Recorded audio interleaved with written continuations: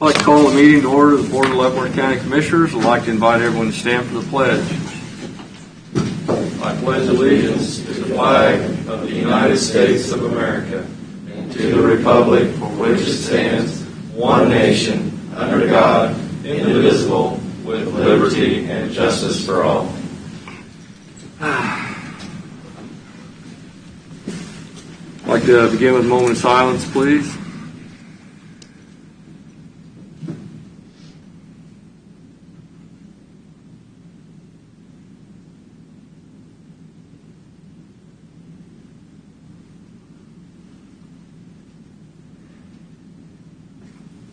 We'll begin roll call. Start with Commissioner Stiebens. Commissioner Schimke. Here. Commissioner Smith is present. Commissioner Culbertson. Here. And Commissioner KAAZ. Here. Okay, all commissioners are here or present in some form. Public comment. We don't have anybody signed up for public comment for any agenda items. I believe we have one at the end of our meeting for a non-agenda item. So, do we have any administrative business this time, Mr. LOUGHRY? I do have one item that I'd like to bring up under administrative business, and that's the extension of the emergency declaration. Mr. McGaha is here to cover that. Commissioners, I come before you. Our emergency declaration that we had signed back in May expires before you meet again next week, the 13th of July. I've talked with the health officer and county administrator. I think it's the best interest for the county to continue the emergency declaration for the COVID response until we rescind it. And instead of keep going 60 days and then what happened to have the declaration lapse before we can come back before you again. We have so many support issues that are going on with the state of Kansas and the federal government that we can't afford to have that declaration lapse. So if we go to a rescinded process, we can rescind it at any time. But this way it keeps going and until we come back to the board and say we're finished with this. We're truly into recovery now, but we're still well into the response mode of the emergency declaration of COVID-19 virus. So I'm asking that the board consider to have the declaration. I've already talked with the state, and I know Miami County's done it, Wyandotte County and Miami County. We don't see any end to this anytime soon until they come out with a vaccine. It's very important we have this in place for funding. That's correct.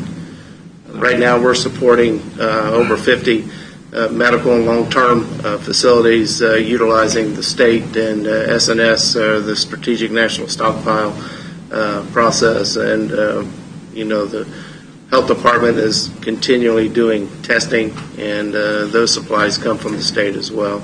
So we've got 2 non-congregate shelters that we have within the county that have exposed and positive individuals that are staying within that is being supported by the state because we have the declaration in place.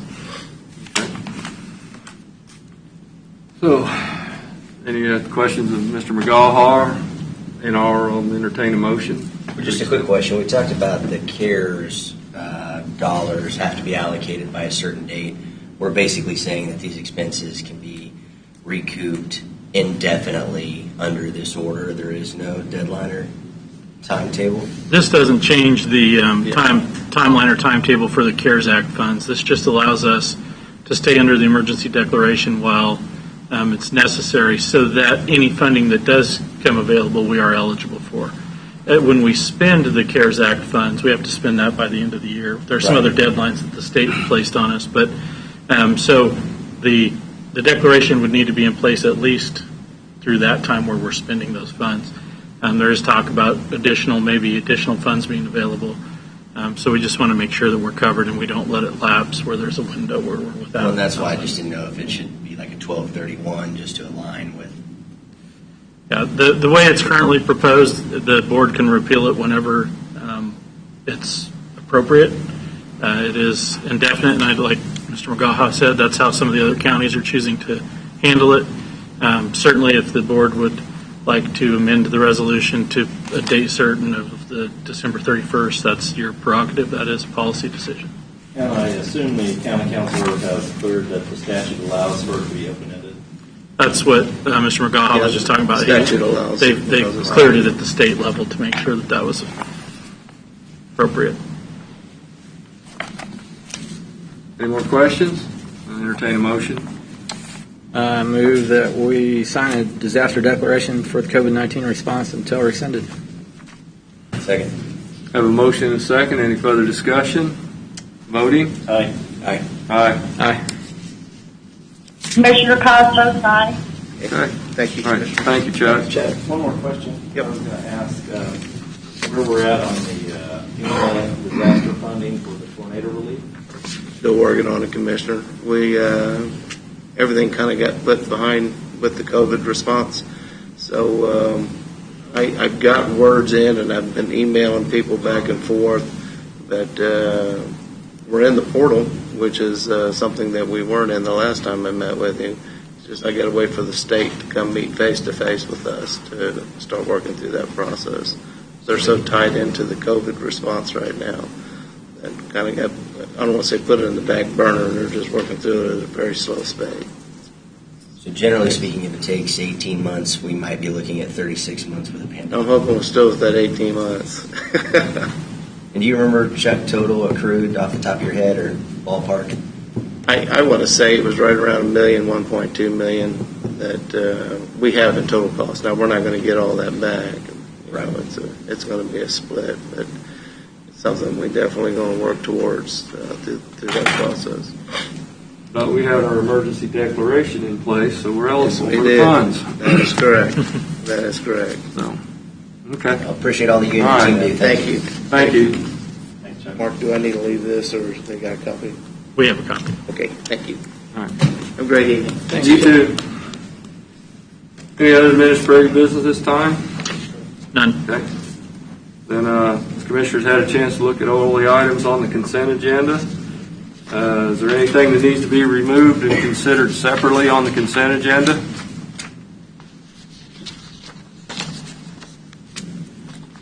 Commissioner KAAZ? I didn't know anything unless I missed it. Okay. I thought there was something.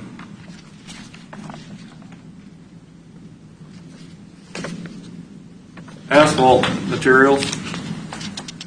Okay, I move to have the check registry removed from the agenda. Okay. I'll entertain a motion to approve the consent agenda without the check registry. So moved. Second. Have a motion and a second. Any further discussion on the consent agenda? Voting? Aye. Aye. Aye. Aye. Commissioner KAAZ abstained. Okay. Now I'll entertain a motion to approve the check registry. So moved. Second. Have a motion and a second to approve the check registry. Any further discussion? Voting? Aye. Aye. Aye. Aye. Commissioner KAAZ abstained. All right. Thank you. So now we're ready to accept the plan for the CARES Act funding.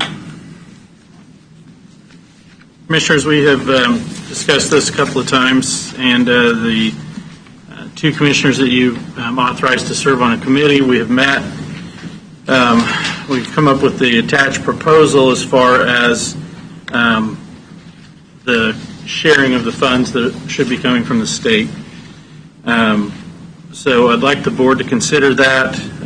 There's guidance from the state that says we should share those funds with other taxing entities within the county, and I think we've made allocation for that. I think the committee did a good job on coming up with a plan for that would meet what I believe is the state's intention anyways. And then we've called out individually the cities, the 4 largest cities in the county, since they are on the census data and we can break that out by population, which is how these funds were intentionally distributed by the federal government.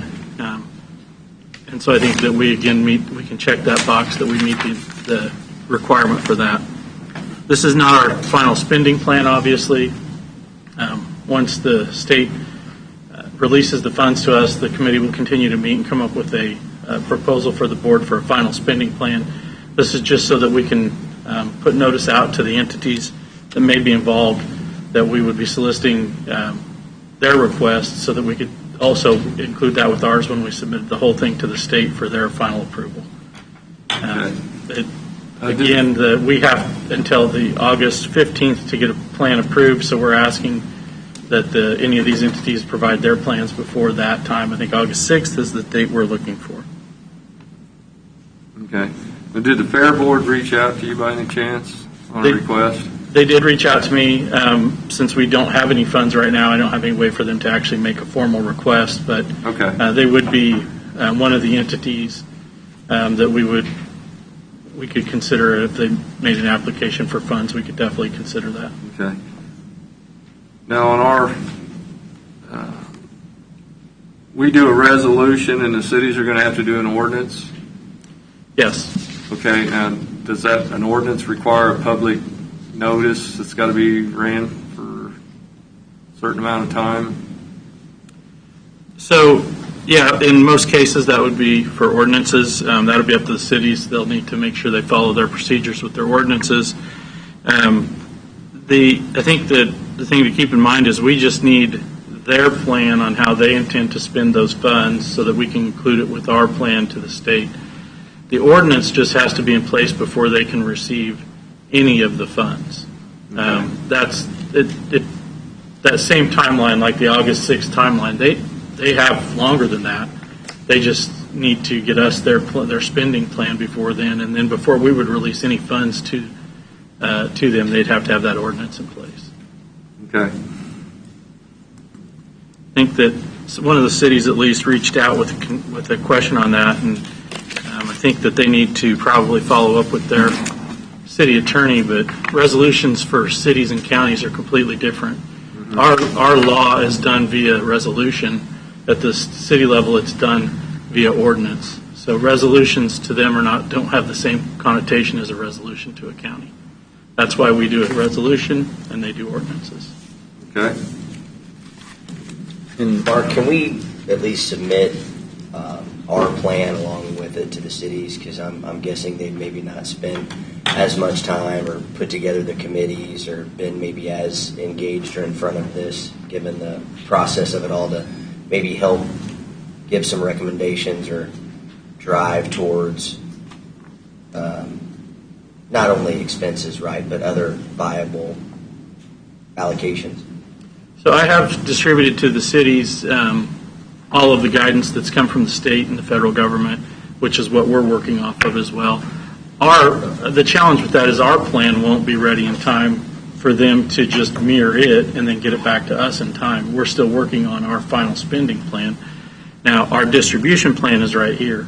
Right. I think that if they wait for us to develop our final spending plan and get it approved, that's not going to give them enough time to probably get their stuff done.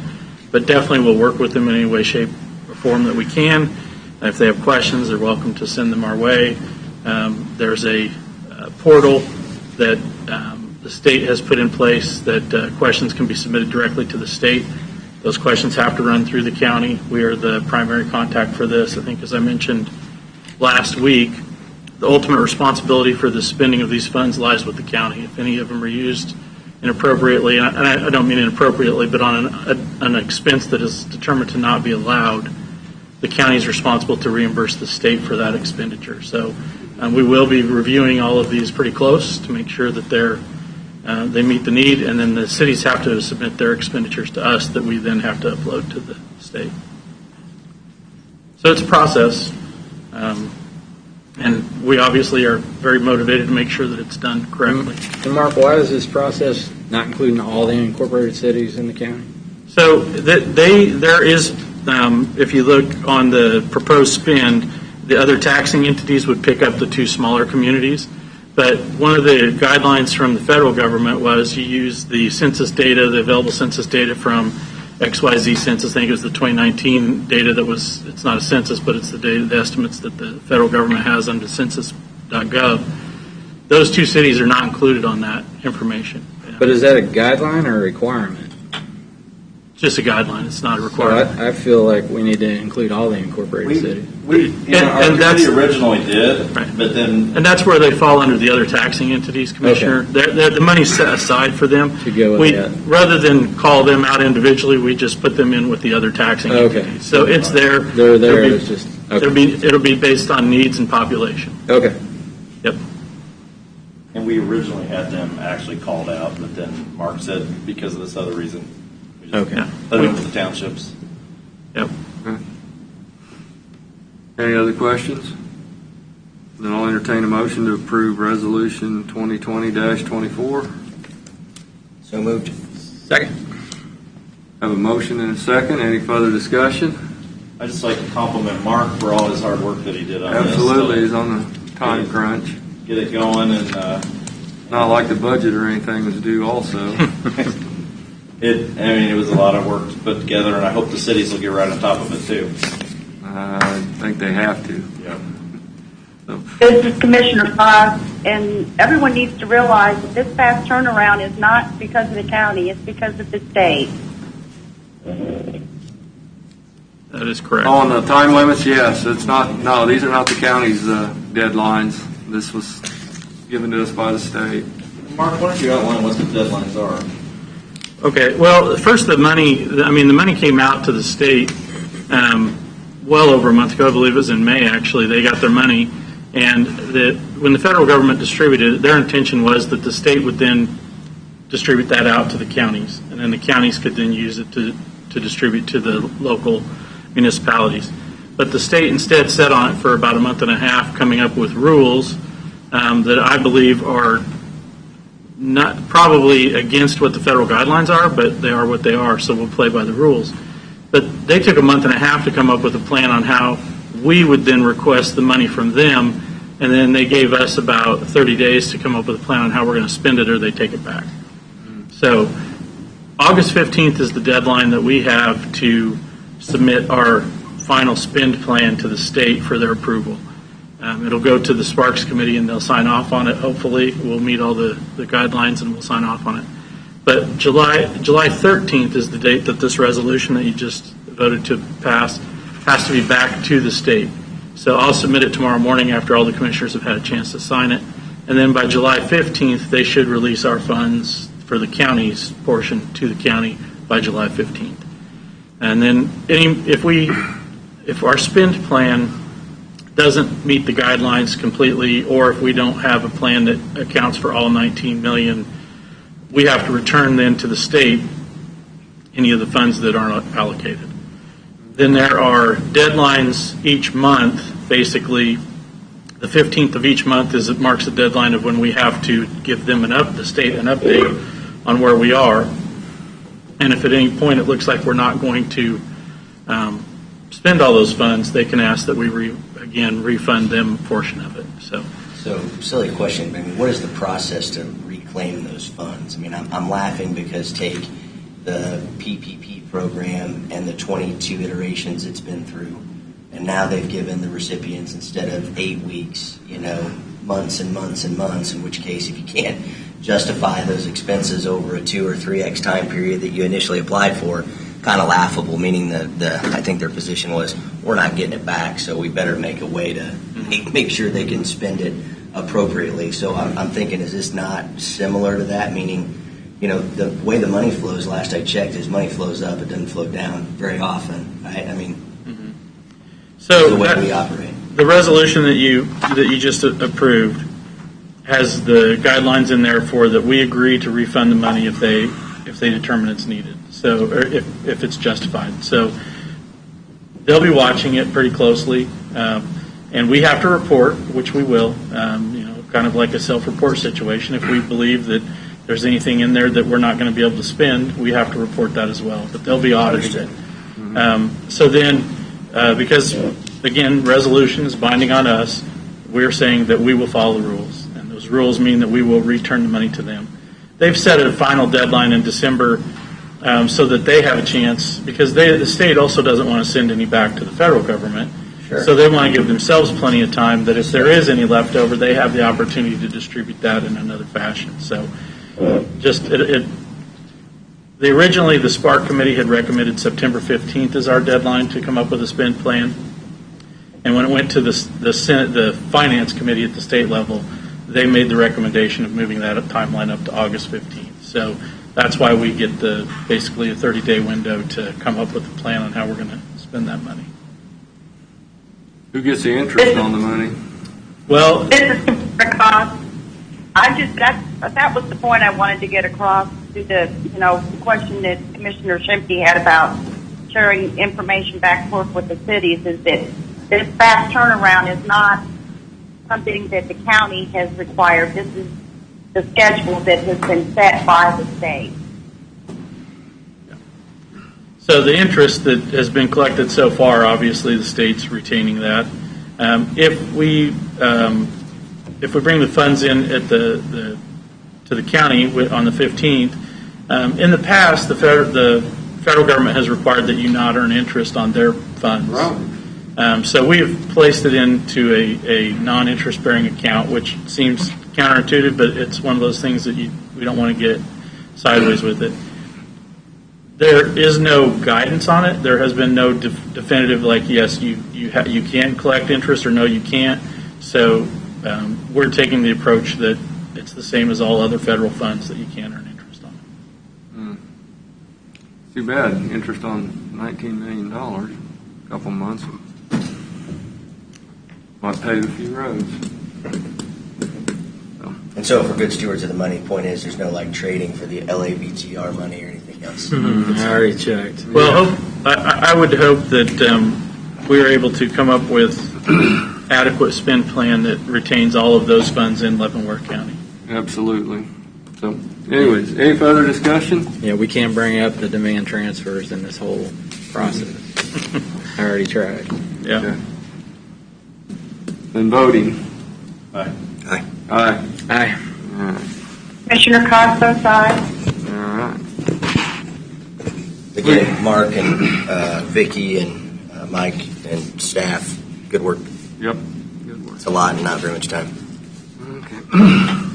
Do we have anything else before us? Then we'll go with our public comment. Do we have our public comment speaker here? I think Mr. Friedrich was on.